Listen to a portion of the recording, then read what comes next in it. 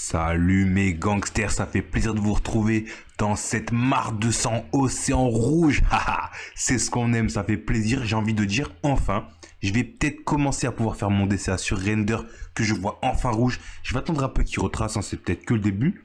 Mais moi, vous connaissez ma stratégie, j'achète les couteaux qui tombent, j'en ai rien à faire. C'est comme ça que je fais depuis le début et c'est comme ça que je continuerai à faire. Mais bon, vous savez, nous, c'est pas vraiment ce qui nous intéresse. C'est sympa de voir que Océan fait -7. On peut peut-être commencer à investir sur certains de nos projets préférés. J'ai envie de dire, faites vos jeux. En tout cas, nous, on va regarder un peu plus en détail ce qui s'est passé sur le marché crypto, les actualités dans le monde, qui se passent des choses très intéressantes. Aussi, on va revenir sur l'airdrop qui a annoncé qu'il arrive bientôt. Quelques petites news sur Aurory, il y a eu des changements. Je suis en train de m'y remettre là parce que je suis méga épais par ce projet. Hein. Pour moi, c'est un des meilleurs play to earn. Et on va regarder une crypto qu'on m'a proposée qui est Alchemy Pay, qui est intéressante. Donc on va voir ça, on ne perd pas plus de temps, on est parti.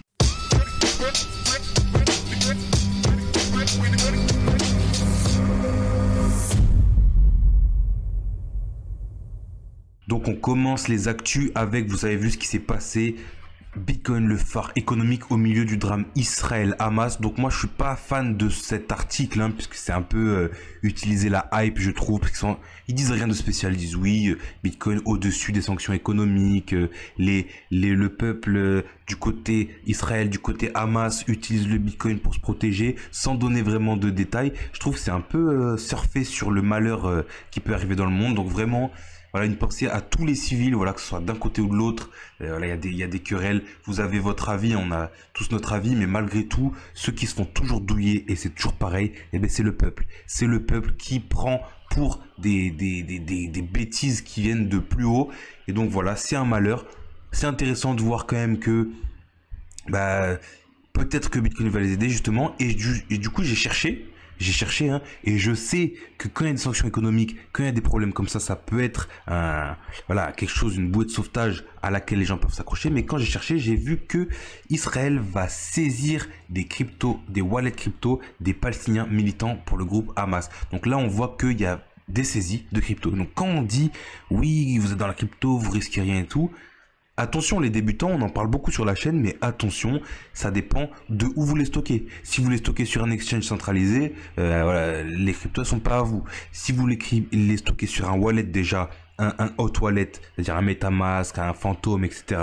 C'est un peu plus sécurisé à ce niveau-là. Les gouvernements ne peuvent pas mettre la main dessus aussi facilement, mais croyez pas, derrière ces wallets, il y a des entreprises. Et donc un gouvernement peut très bien venir, s'il le veut, s'il met plus d'efforts, saisir vos fonds. Donc, ce qui reste le mieux, même si c'est pas parfait, comme tous les systèmes de stockage, c'est les cold wallets, donc Ledger, Trésor, etc. C'est beaucoup plus dur pour un gouvernement de venir le saisir. En tout cas, voilà, on voit qu'il y avait déjà eu des histoires avec le gouvernement du Canada qui avait saisi des fonds. Et là, voilà, du coup, Israël veut saisir les groupes militants. C'est un peu d'ailleurs bizarre, hein, j'ai envie de dire, c'est un peu des conneries, puisque c'est un acte de guerre, c'est clairement une guerre, hein, et ils vont saisir les cryptos des wallets des militants, donc un peu bizarre. Bon, vous savez, de toute façon, ces histoires-là, hein, c'est compliqué, mais en même temps, ça fait longtemps que ça dure, c'est normal qu'au bout d'un moment, il y ait des répercussions. J'espère que ça ira pour le mieux, même si, chacun espère comme il le veut. À Paris, actualité un peu plus légère, à Paris, artistes, NFT et financiers se rencontrent le temps d'une soirée. Mais c'est exactement ce qu'on veut voir en vrai. Allez riches là, allez vous amuser à Paris pour faire artistes, NFT, etc. Je me moque un peu, mais en vrai, il y a du bon. Il y a du bon dedans. Je sais que les artistes, ils avaient des attraits à aller dans le NFT puisque ils vont payer moins de frais, ils vont être plus libres de comment exposer leurs arts, etc. Mais voilà, on veut que les financiers, ils aillent mettre leurs petites pattes dedans, c'est ce qu'ils font déjà avec l'art, et on viendra récupérer tout ça, nous, après. En tout cas, voilà, c'est exactement ce qu'on veut voir, des vrais événements où, voilà, vous avez une petite expo, et en même temps, on va vous expliquer pourquoi l'artiste, il a choisi le NFT, etc. On avait déjà eu Onemaiser, je sais plus, un grand artiste tagger, graffeur qui avait fait des pépites. J'avais pas pu participer à la whitelist, mais bon, tant pis. En tout cas, moi ça me fait plaisir. Ça me fait plaisir de voir ça, franchement. Vous vous prenez pour qui? Vladimir Poutine qui critique ouvertement, vertement, je savais pas comment ça se disait. Donc Vladimir Poutine critique vertement les États-Unis et le dollar. Voilà, ça continue le narratif de la dédollarisation. Depuis la guerre du Golfe, le pétrodollar, depuis même la Seconde Guerre mondiale, ils avaient réussi à imposer une hégémonie idéologique et monétaire avec le pétrodollar. C'est en train de changer et on voit qu'avec les BRICS, Vladimir Poutine, l'Inde, les pays d'Amérique du Sud, les pays d'Afrique, etc. C'est en train de changer. Et qu'est-ce qui aide dans ces moments-là? Eh bien la crypto. Voilà, on voit que ici en France, vous avez remarqué, hein, c'est dur en ce moment. Hein. Voilà, je vais pas vous mentir. Hein, on le sait tous, on en parle à chaque vidéo. C'est dur, c'est le moment le plus dur. Si vous êtes là aujourd'hui, c'est que vraiment vous faites partie d'une très petite minorité. Même on avait JP qui nous disait tomber du dracard, mais je suis encore accroché à la bouée de sauvetage. Mais si tu es encore accroché à la bouée de sauvetage, si tu es encore aujourd'hui à nous écouter, c'est pas besoin d'être investi. Hein.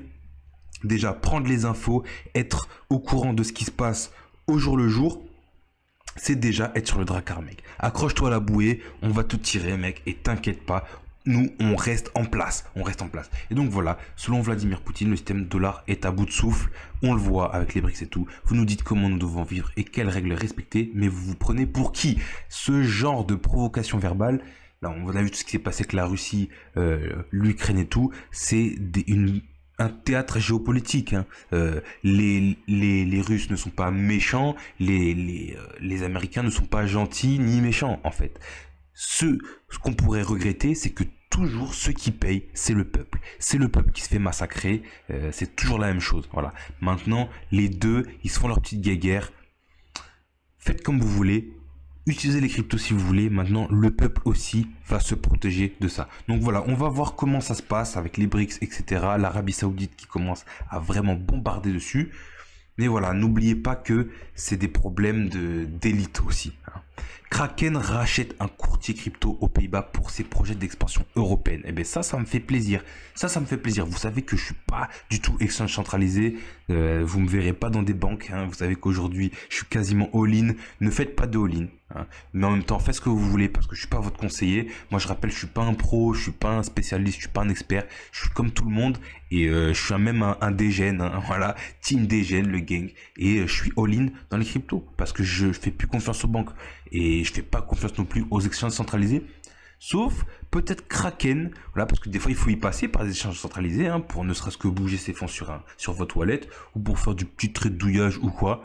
Kraken, j'aime beaucoup parce qu'ils ont toujours eu ce discours. Ne laissez pas vos cryptos sur nos fonds parce qu'ils savent qu'ils sont pas parfaits, ils peuvent se faire hacker, ils peuvent se faire prendre par les gouvernements, il peut y avoir un traître dans leur rang qui vide tout, on sait pas. Ils ont toujours eu cette posture un peu dégène mais tech quoi, un peu geekos qui tient à la décentralisation. Donc voilà, s'ils arrivent en Europe, ça ferait plaisir, voilà, parce que moi je suis pas sur Binance, je suis sur Bybit, hein, qui ont un peu aussi les mêmes les mêmes visions et tout, qui sont un peu plus décentralisées que les autres. Voilà. D'ailleurs, vous avez un lien Bybit si vous voulez des réductions sur vos trades ou sur vos transferts. Mais voilà, moi ça me fait plaisir de voir ça. Petite actu sur Celestia, je le rappelle, dans une semaine maintenant, jour pour jour, on a le airdrop qui va arriver. Donc si vous l'avez pas fait, checkez votre éligibilité. Vous n'avez pas besoin d'avoir interagi avec la blockchain Cosmos. Même ceux qui ont interagi avec des L2, Optimism, Arbitrum, Zcasing, etc. Vous pouvez être éligible. Le snapshot s'est fait il y a un an. Donc allez checker votre éligibilité. Et si vous êtes éligible, vous avez qu'à installer un Kepler Wallet. C'est un wallet Cosmos.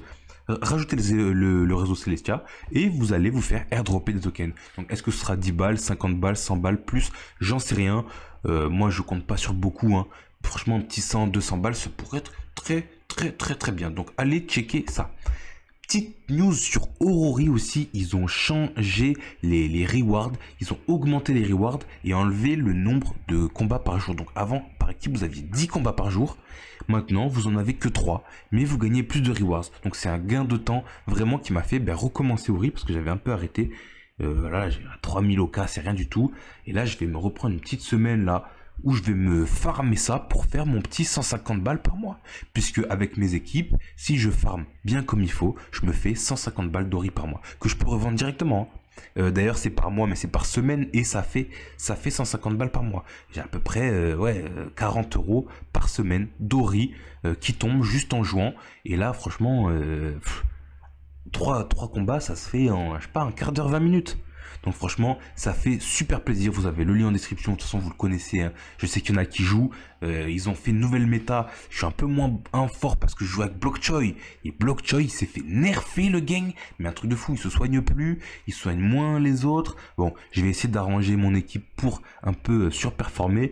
Mais le nouveau patch, franchement, il est dur pour mon équipe, hein. Mais bon, je continue à faire, voilà, à peu près 50% de win rate. Et ça me fait 150 balles par mois. Voilà. Imaginons j'arrive à 100% de win rate, et je me ferai 300 balles par mois. En tout cas, voilà, Ori, un des projets les plus prometteurs pour moi en play to earn. Vous savez, moi je suis sur Illuvium et le deuxième c'est Ori.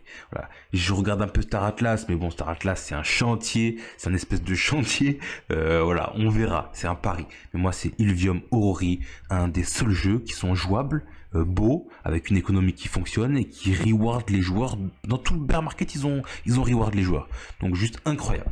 On m'a demandé vite fait de passer sur Alchemy Pay, donc réseau qui pourrait transformer les fiat en crypto, donc réseau de paiement en fait, solution de paiement pour le grand public. Donc on a besoin de ce genre de projet là en fait, parce que si vous voulez que la grand-mère Michel elle achète des trucs, son pain, des services ou quoi que ce soit, ou même des NFT, il va falloir qu'elle se crée un wallet, qu'elle fasse une site fraise, qu'elle la stocke, qu'elle ne se trompe pas d'adresse, qu'elle mette des fonds sur un exchange centralisé, qu'elle bouge les fonds, qu'elle se trompe pas d'adresse du coup, qu'elle garde un peu de fees, c'est un délire. C'est un délire et du coup eux ils veulent venir apporter des solutions pour voilà automatiser tout ça. J'imagine se prendre peut-être un peu de frais, mais en même temps j'ai vu qu'il y aurait des rewards.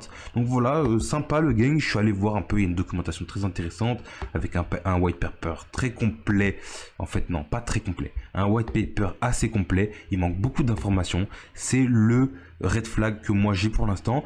Je vais commencer à regarder ce projet parce que je trouve qu'il est super intéressant. Et d'ailleurs je vous remercie ceux qui m'ont envoyé des projets intéressants comme ça, et même ceux qui donnent de la force, qui est là à liker, à commenter, à s'abonner. Franchement vous faites vraiment plaisir. Ça fait pas longtemps qu'on a commencé, franchement vous êtes chaud. Et je sais que là en ce moment c'est le désert ici, hein. Vous savez quoi, moi je le vois, hein. Je me fais il y a 3-4 nouveaux abonnés par vidéo, c'est rien du tout. Les vues elles ont droppé. C'est pour ça que vous avez beaucoup d'influenceurs et de youtubeurs qui sont plus là. Et hein, c'est pour ça que je profite de vous le dire, ne croyez pas les youtubeurs, ne croyez pas les influenceurs, et c'est pour ça qu'il n'y a plus personne. Moi je continue parce que j'ai commencé en bear market, là, YouTube, et donc c'est comme ça que je suis bien pour l'instant, et voilà, on est toujours là. Le Drakkar est à flot, il est impossible que je quitte le Drakkar, ne vous en faites pas.